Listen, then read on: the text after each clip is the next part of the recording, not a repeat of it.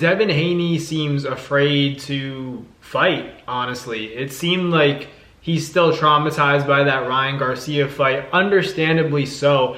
I think we all anticipated that Devin Haney would be more careful in there, but you could tell from the look on his face, the way he fought, that he was almost afraid to be in the ring on that night. Despite getting the job done, despite getting the win, he had the opportunity to showcase to people, I could really be that same killer or that same heavy-hearted fighter, that passionate fighter that wanted to put a good performance on. I don't care if, I'm not the boring fighter I was before. I don't care if I'm not as disciplined. I'm still going to go out there and try to put on a show, put on the show for the people. And Devin just showed that he's not really that kind of fighter, at least not anymore, ever since that Ryan Garcia fight. And I understand, he'd be silly to go in there and try to exchange with a guy like Jose Ramirez because he's supposed to play his strengths. I think that if we were to say Devin Haney, he obviously was boring. Yeah, he was boring, but if he had lost,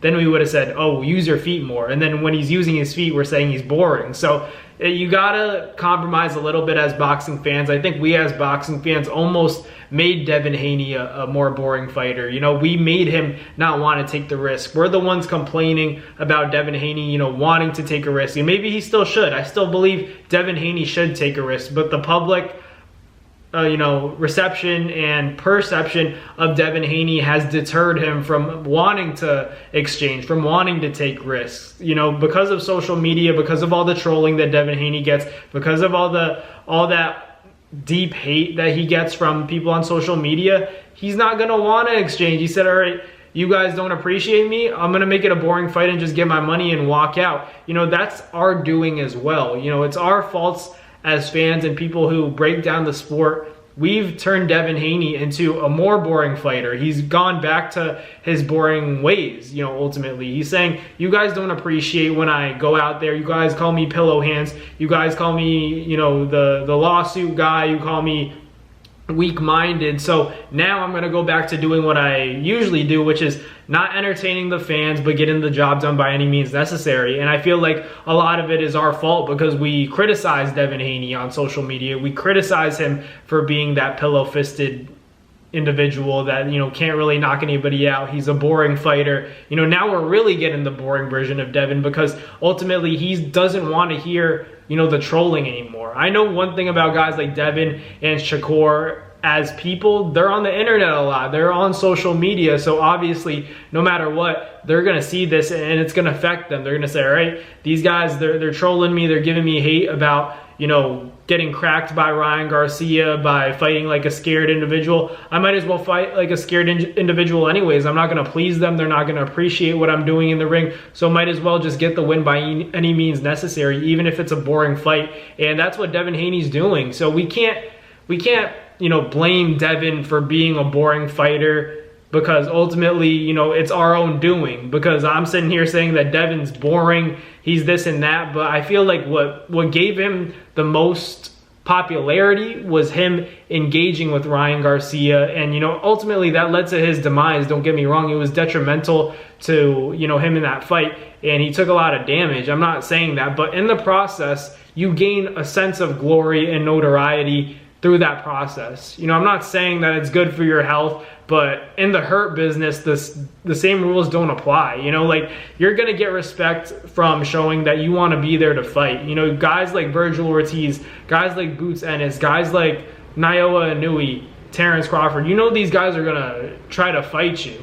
You can't say the same about guys like Devin. You can't say the same about guys like Shakur Stevenson. You can't say the same about guys like Ryan Garcia anymore, because they're not there to really hurt anybody. Clearly, judging from that night, none of these guys are really there to lay it all on the line. And that's the difference in today's society where boxing has become so civilized and everybody is so all about the money. Everybody's so, let me get my money. I just care about being famous. Social media people know me. It doesn't really matter what I do in the ring. No, it does matter because ultimately you're building the foundation for the next generation. And these fighters don't understand, by them just showing that they care about the money because they all look up to a guy like Floyd Mayweather and think that, money is everything. your legacy is slowly deteriorating, and you know, you just don't look that good. All of these guys, Devin, Ryan Garcia, Teofimo Lopez, respectfully, Teo did his thing, but I still think he could have done a little bit more. Still had a great performance. This is more so towards Devin and Ryan.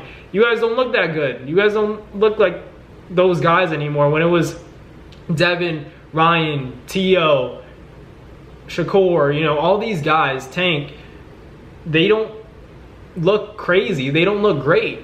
They all look decent because there's no separation. No guy is really showing that they're a killer. You know, Ryan did show that he was a killer against Devin Haney, but now after seeing that Rolly Romero performance, was that about the PEDs or does he have killer instinct? Because if you compare them and watch his most recent fight, it looks like it was the PEDs. You can't help but say that now.